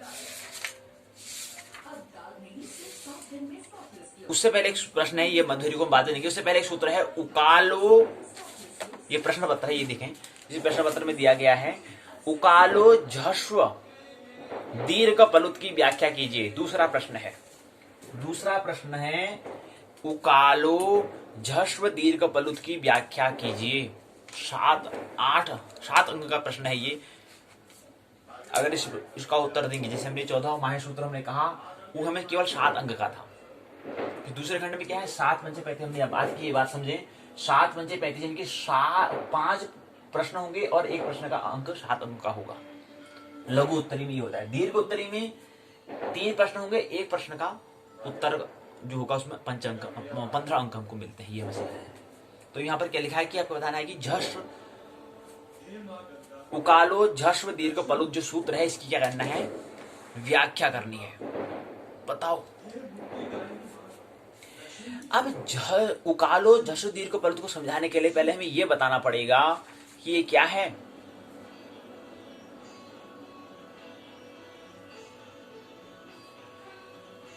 पहले हमें इसकी व्याख्या करनी, तो सीधे हम लिखेंगे उकालो झस्व दीर्घ पलुत। ये क्या एक सूत्र है। इस सूत्र की व्याख्या के लिए हमें करना पड़ेगा, उकालो में जो है उकालो झस्व दीर्घ लिखा है। उकालो में, उकालो का मतलब होता है उश्च, ऊश्च, औश्च वह। अब देखो ना यहाँ पर उकालो, पहले अब जो सूत्र दिया है उस सूत्र को समझना है। सूत्र को हमने कहा कि उकालो, सूत्र दिया है उकालो झस्व, उकालो झस्व दीर्घ पलुत। समझ में आ रहा है? दीर्घ पलुत। अरे दीर्घ पलुत तो कहा, लेकिन हिर्स्व भी तो कहा है। ये झस्व हिर्स्व भी इसमें दिया हुआ है।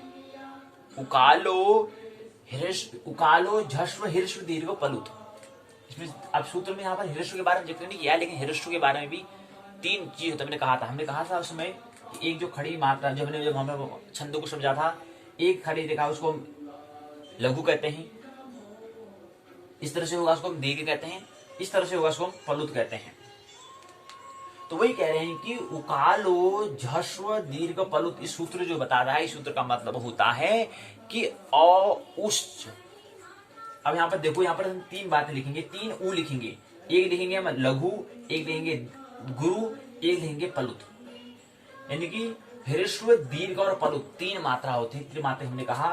तो यहाँ पर हम उकालो मतलब ऊ की बात करेंगे। ऊ, एक दूसरा आता है बड़ा ऊ, बड़ा ऊ, और एक बड़ा का भी बड़ा ऊ होता है,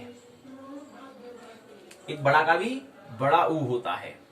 उसको हम तीन से व्यक्त करते हैं। जैसे ओम कभी देखा हो तो वहां पर तीन होता है, तो वहीं पर औ का भी तीसरी मात्रा वहां पर युक्त होती है। तो उकालो झस्व दीर्घ पलुत में कहा कि उश्च, छोटा में क्या करा, उश्च कहा उन्नी, उश्च, ये पर यहाँ पर भी उश्च हो जाएगा, यहाँ पर भी उश्च हो जाएगा।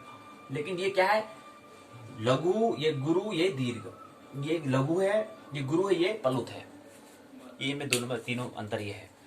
उश्च, ऊश्च, औश्च वह, वाम काल इव कालो यश सुवश्च क्रमान हिर्स्व दीर्घ पलुत संज्ञः स्यात्। तो ये सूत्र की हमें क्या करनी है, व्याख्या करनी है। मतलब बताना, ये क्या बता रहा है, इसका मतलब ये बताना होता है कि एक मात्रा, द्विमात्रा, तीन मात्रा, इन तीनों उकारों के उच्चारण काल के समान उच्चारण काल जिसका वह स्वर क्रमशः हिर्स्व दीर्घ और पलुत संज्ञा वाला है। दूसरे शब्द में कहेंगे एक मात्रा वाले स्वर की हिर्स्व होता है, दो मात्रा वाले स्वर की दीर्घ, तीन मात्रा वाले स्वर की पलुत संज्ञा होती है, पलुत नाम होता है। ये हमें समझिए। जो एक मात्रा वाला होगा, दो मात्रा वाला होगा, तीन मात्रा वाला, उसका नाम क्या होता है, एक मात्रा वाला हिर्स्व, दो मात्रा वाला दीर्घ, तीन मात्रा वाला पलुत नाम होता है, इसका नामकरण होता है, यह संज्ञा होती है। यही सूत्र का मतलब बताना है हमें। उकालो झस्व दीर्घ पलुत। तो ये तीन बातें हमें ध्यान देनी है। इसको समझाने का प्रयास यहाँ पर किया है। व्याख्या कीजिए, 7 अंक में इसमें क्या और हमें लिखना पड़ेगा।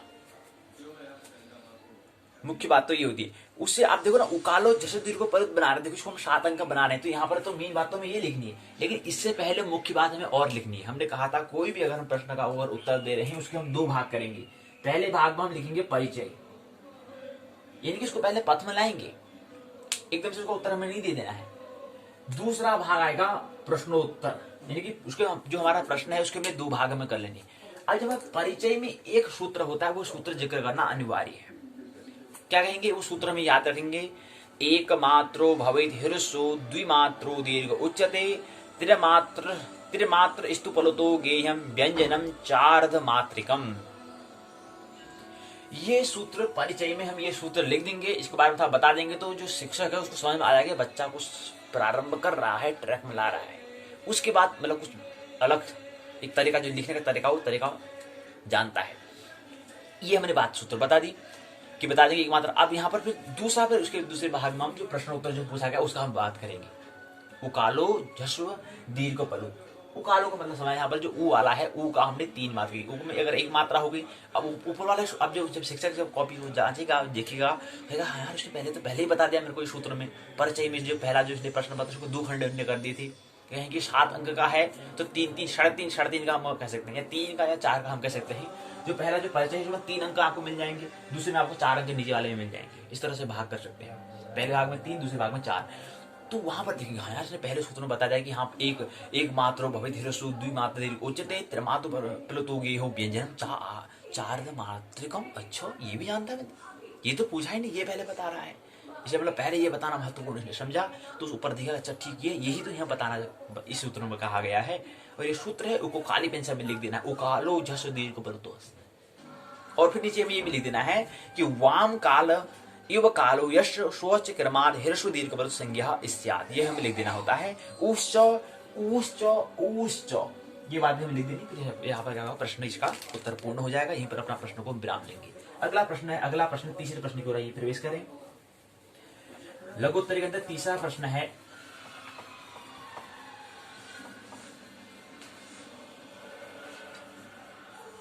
ये दूसरा पूर्ण हुआ प्रश्न का उत्तर। 7 अंक ऐसे मिल जाएंगे 3 और 4 करके। तीसरा प्रश्न है, तीसरा प्रश्न जो हम कह रहे थे कि मध्वरी की सूत्र की जो सूत्र है उसका उल्लेख हमें करना है। सूत्र का उल्लेख हमें करना है। सूत्र उल्लेख मध्वरी जो सूत्र है उसका उल्लेख हमें करना है और सिद्ध करते हुए सूत्र के माध्यम से। अब ये मध्वरी जो है तीसरे प्रश्न की ओर हम प्रवेश कर चुके हैं।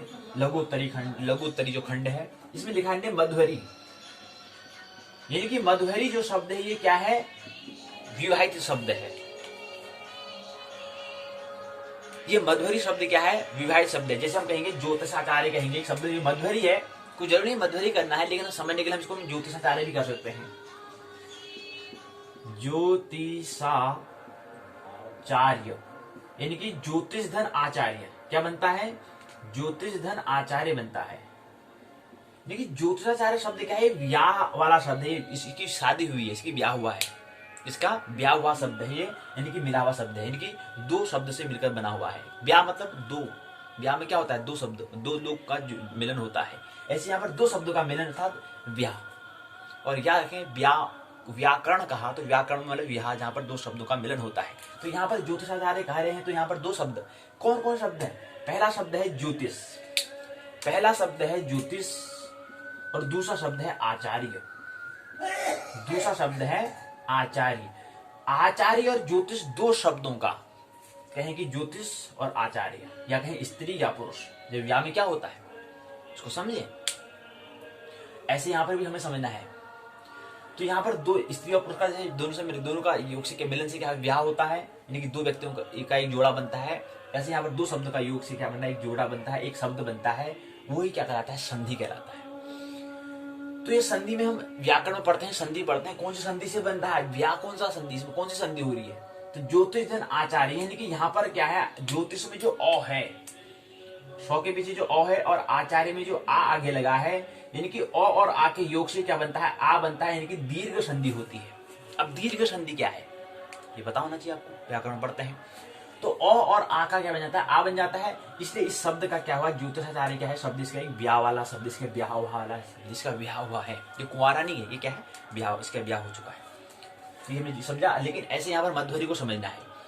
मुख्य प्रश्न का हमारा क्या है, ये है, ये तो हमने दृष्टांत के तौर पर बताया। अगला मुख्य प्रसंग जो है पूछा गया वो है मध्वरी। मध्वरी में ये क्या है, शब्द है, इसको हमें क्या करना है, सूत्र सहित में बताना है।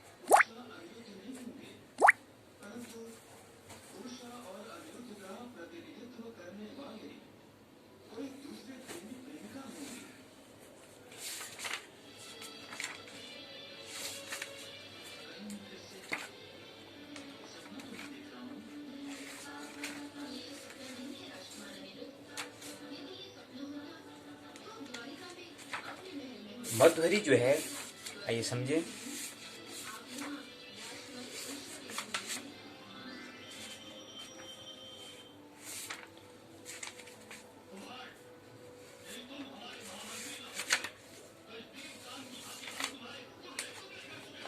अब देखो मध्वरी जो शब्द है, हमने कहा है मध्वरी क्या है, एक ब्याह वाला शब्द है।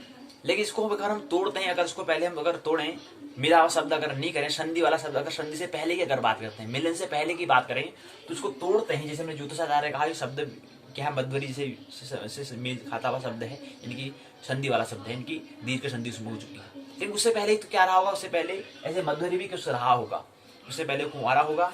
तो इसमें एक मधु और अरि दो शब्दों से मिलता है। ये मधु पहला शब्द, दूसरा शब्द है अरि, दोनों के योग से क्या बनता है, मधुहरी बनता है।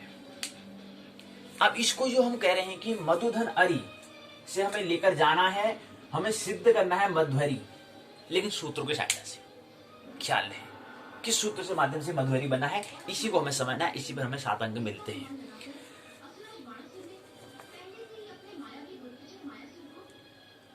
ध के बाद आने वाले ऊ के परे अच स्वर्ण, स्वर वर्ण, अरि का पहला वर्ण अ है।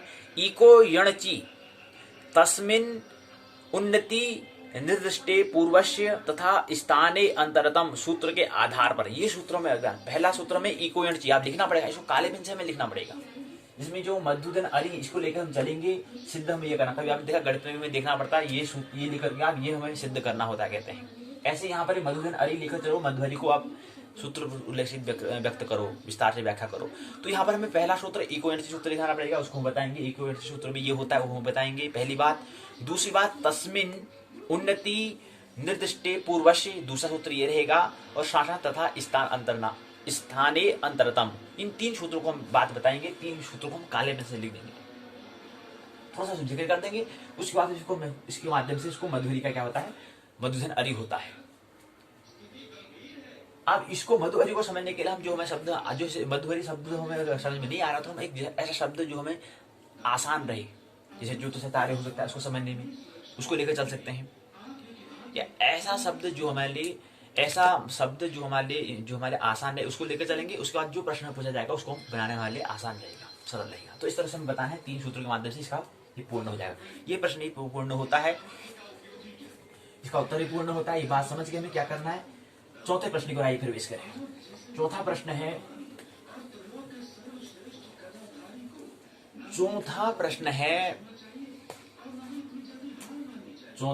हो गया,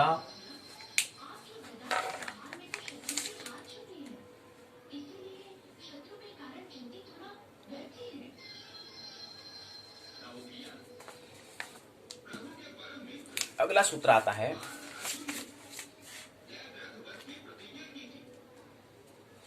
अगला सूत्र है अकह सवर्णी दीर्घ सूत्र की साधारण व्याख्या कीजिए। अगला सूत्र आता है अकह सवर्णी, अगला सूत्र चौथा प्रश्न पूछा गया है अकह सवर्णी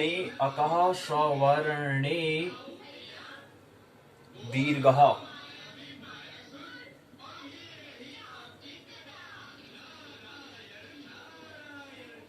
अकह सवर्णे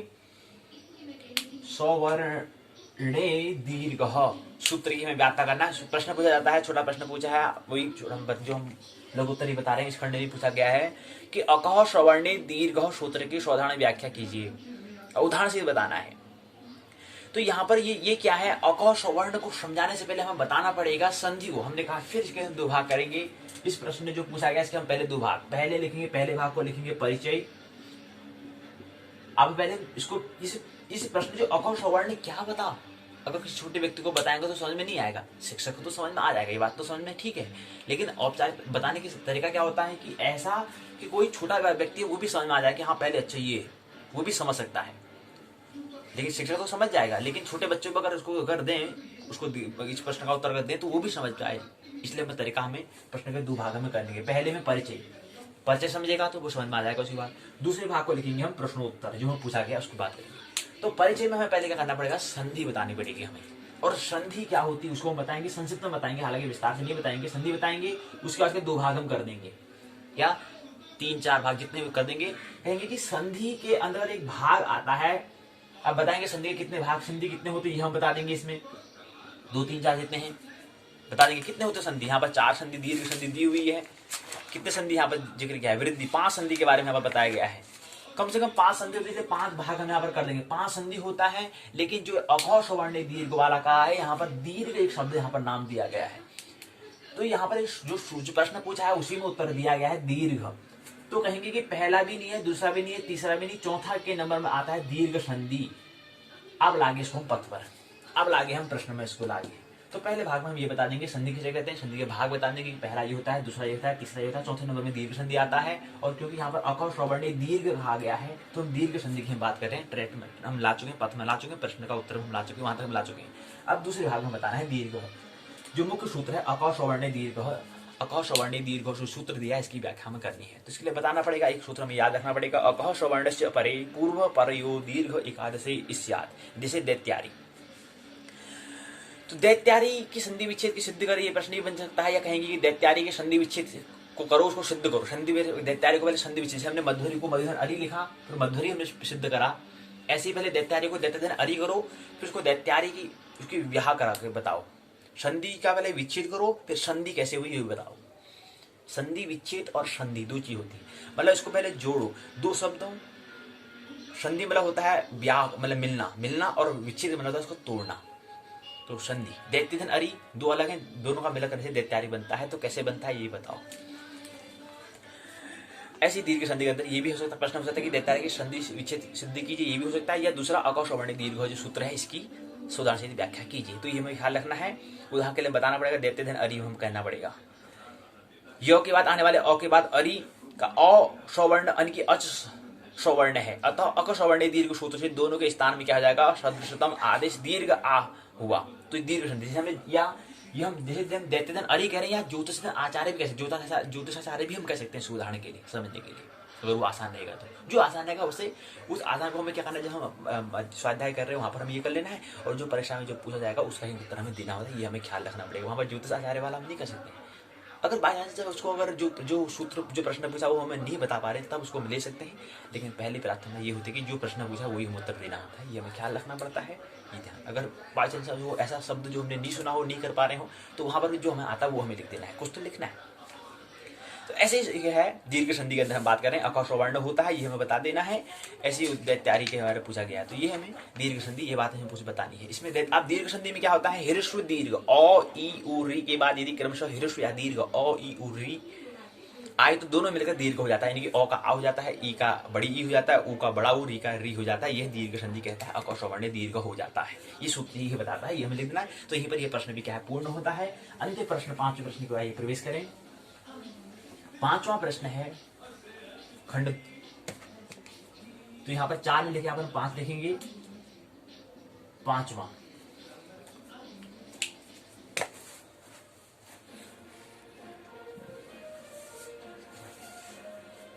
इसमें क्या करना है, इसमें हमें करना है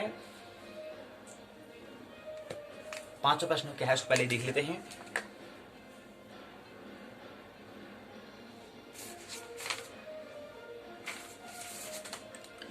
पांचवा प्रश्न है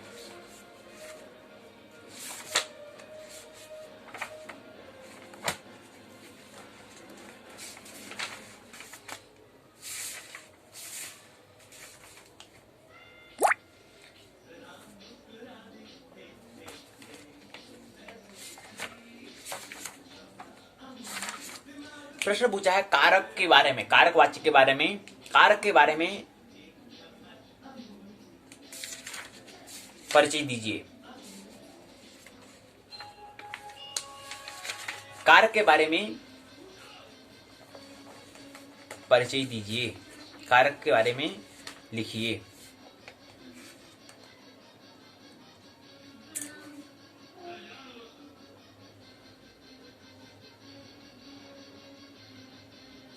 कारक कर्ण कारक जो है इनके कारक के बारे में टिप्पणी कीजिए, ये प्रश्न बनता है।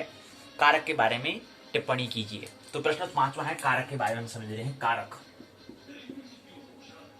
कारक का रखा है जीवन में, का रखा है, तो कारक के बारे में परिचय दीजिए, टिप्पणी कीजिए। इकाई 12वीं में पूछा, अच्छा इकाई 12वीं थी, हाँ 12 उसमें से कारक और वाच्य प्रकरण दिया था, ऐसे में मिजन बननी, अच्छा 8वीं उसमें वहां से प्रश्न पूछा है। अच्छा तो हमने जो उसमें प्रस्तावना उद्देश्य था रूपरेखा थी, रूपरेखा जो करी थी वहाँ प्रस्तावना थी, फिर उद्देश्य था, फिर अथा कारक प्रकरण प्रथमा व्यक्ति द्वितीय व्यक्ति तृतीय व्यक्ति चतुर्थ पंचमी षष्ठी सप्तमी व्यक्ति थी, ये हमने था। अच्छा कारक हमने कहा, कारक मतलब क्या होता है, कारक मतलब होता है जो क्रिया का जनक हो उसे कारक कहते हैं, जो क्रिया का जनक हो वो कारक। 6 प्रकार के कारक होते हैं हमने कहा। पहला प्रथमा द्वितीया, तृतीया, चतुर्थी, पंचमी, षष्ठी, सप्तमी। 6 कारक होते हैं, लेकिन जो इसमें अब कारक जो हैं 6 होते हैं। वैसे हम 7 कह रहे हैं, लेकिन 6 होते हैं क्योंकि उसमें जो संबंध वाला है उसको हम नहीं कहते हैं कारक। तो 7 कारक हैं। कौन कौन से कारक हैं ये हमें बताना है।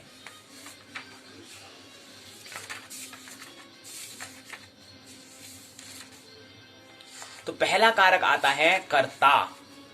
पहला कारक आता है, कारक होते हैं 7, 1, 2, 3, 4, 5, 6 और 1 7, लेकिन गिनती में 6 आते हैं, संबंध वाला नहीं आता। पहला होता है कर्ता।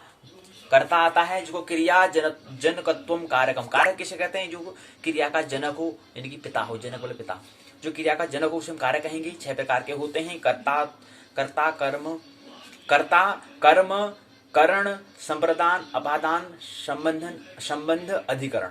तो कर्ता, कर्म, करण, संप्रदान, अपादान, संबंध और अधिकरण 7 होते हैं। ये हमें राज्य याद रखना है।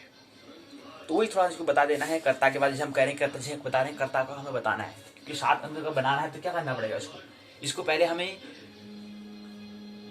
आप कर्ता के अंदर पूछ सकता है कि कर्ता कारक के बारे में, या कर्ता करता है कर्म कारक के बारे में बताओ, ऐसे भी प्रश्न आ सकता है। या ऐसे कह सकते हैं कि कारक के बारे में टिप्पणी कीजिए, कारक के बारे में विस्तार से बताइए या व्याख्या कीजिए, कारक के बारे में संक्षिप्त में बताइए, ये पूछ सकता है। तो 7 कारक होते हैं। कर्ता बताएंगे तो कर्ता में कहेंगे कि उससे पहले हमें कारक बताना है। कारक मतलब जो क्या है, जो ऐसी क्रिया का जनक हो, जो पिता हो, उसको हम कहते हैं कारक कहते हैं। 6 प्रकार के होते हैं, बता देंगे 6 प्रकार में बता देंगे कौन कौन से। वही प्रथमा, जिसमें प्रथमा विभक्ति, द्वितीय विभक्ति, तृतीया, चतुर्थी, पंचमी, षष्ठी, सप्तमी विभक्ति होती है। 7 विभक्ति होती है, 7 कारक होते हैं।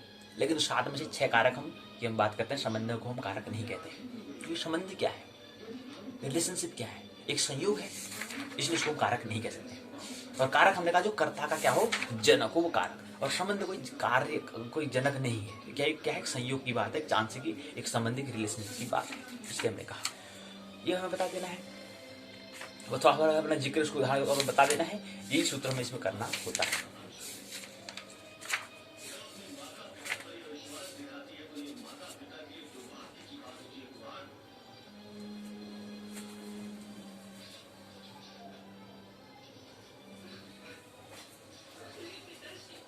तो क्या कहेंगे इसमें,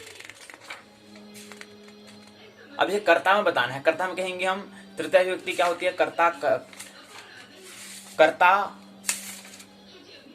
कर्म, करण। तृतीय व्यक्ति कर्ण होते। कर्ण के लिए क्या करना पड़ेगा, क्रियायाम स्वातन्यत्रेण विवक्षितो अर्थः कर्ता स्यात्। साधकतम करणम क्रिया सिद्धो प्रकृष्टोपकारकम कर्ण संज्ञा स्यात्। कर्तृकरणम यो स्त्रियाः, ये हमें बता देना है। चतुर्थ व्यक्ति में संप्रदान होता है, कर्म संप्रदान कारक होता है। कारक मतलब क्या होता है, जो क्रिया का जनक हो, अधिकरण। ये बात थी, ये 5 प्रश्न में ये बताना था। कर्ता, कर्म, करण, चो। अब कर्ता ने कर्म को कर्ण से प्रदान के लिए समाधान को, ये चीज में बात रखनी, ये बात बतानी होती है हमको। क्या बतानी है, कर्ता ने कर्म को कर्ण से संप्रदान के लिए, अपादान के लिए, ये बात हमें बतानी है।